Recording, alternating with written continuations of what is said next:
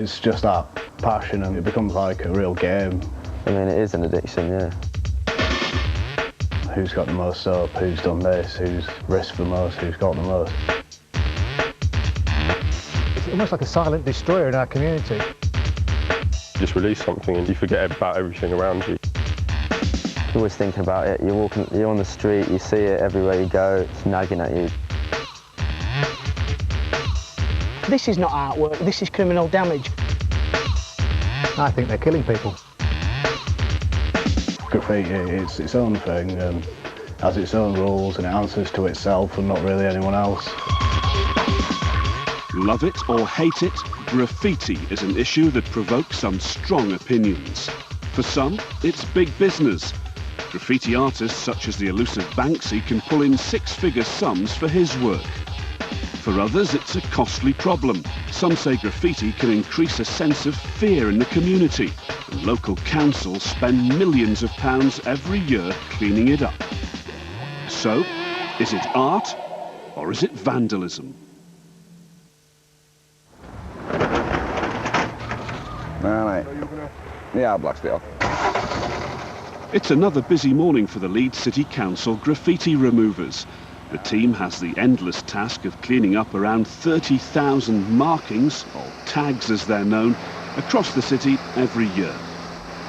It might only take a moment to tag a wall, but removing it is a different story. The first chemical put on was an AK-33. Leave that on for about 40 minutes, and that works its way in it. Hopefully gets most of the graffiti off. Sometimes it doesn't. We have to put what we call on it's called a shadow remover. Leave that on for about 20 minutes and hopefully that works into the brickwork and it just gets rid of that shadowing wall. I mean, what kind of protection do you have to have on when you do this kind of thing? Protective clothing, steel toe cap boots, all the PE gear, masks, goggles, you know, gloves, everything, you name it.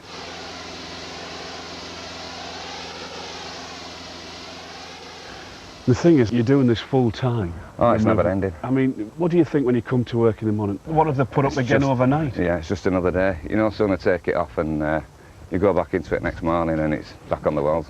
Yeah. Must be soul destroying for you. It is, yeah, because it's a shame round here. Like most of the neighbours round here, as you can see, there's quite a few houses round here and people are trying to put themselves out by putting flower pots out. Even shopkeepers, they're even getting on the shutters.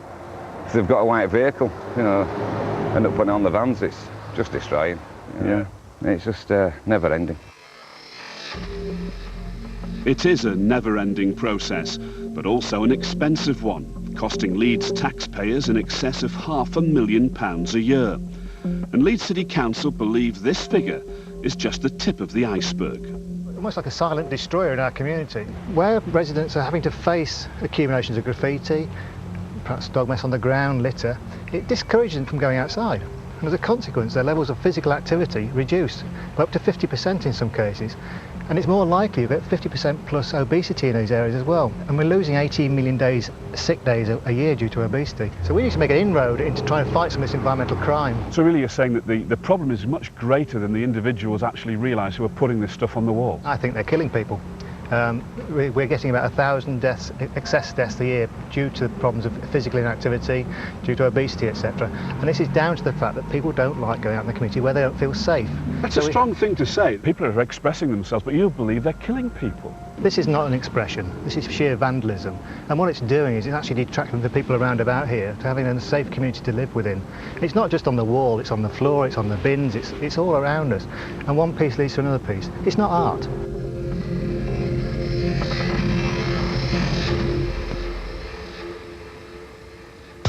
It's coming up, it's there. There are those, though, who would disagree with the council. So can I go from here? Many people do see graffiti as an art form. Some members of the community have even commissioned graffiti artists to paint this wall in the Hyde Park area of Leeds. They now have an ever-changing gallery of art right outside their homes. Today, artists Neil and Kube have come along to add their work to the wall, and it seems to be going down well with the local residents. I like it. You know, the idea is to channel the work here away from the rest of the neighbourhood. Give the young lads somewhere to to express their creativity. I like it.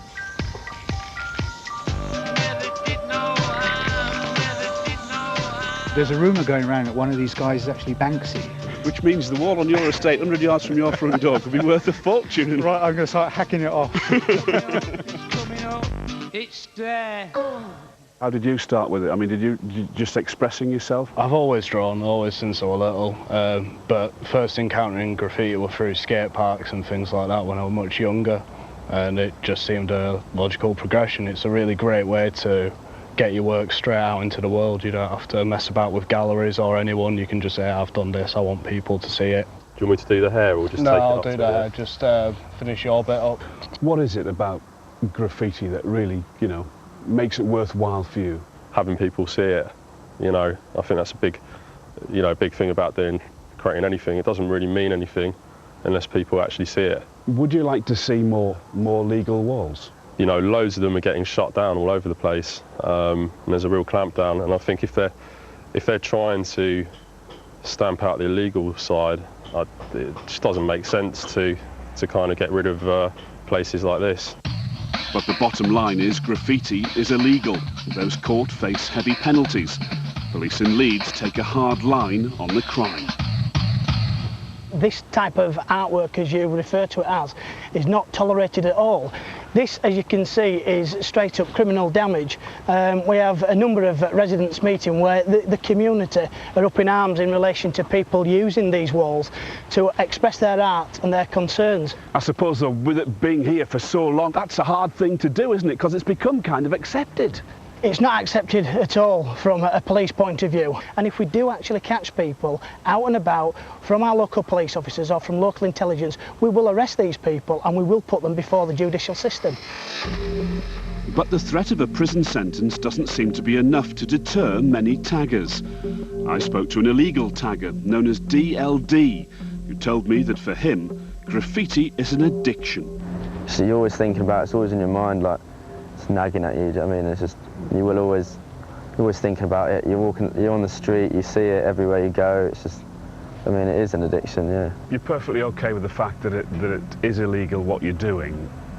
Are there boundaries, though, to what you will actually do?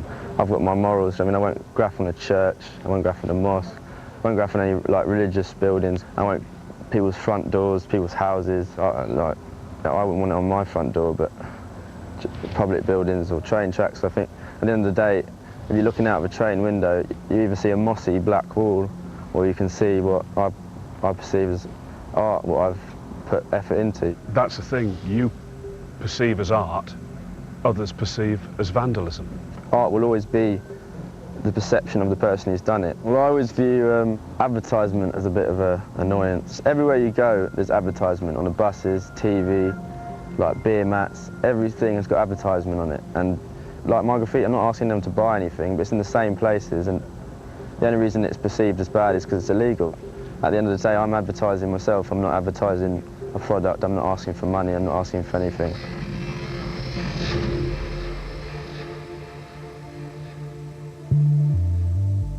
But there is money to be made with graffiti.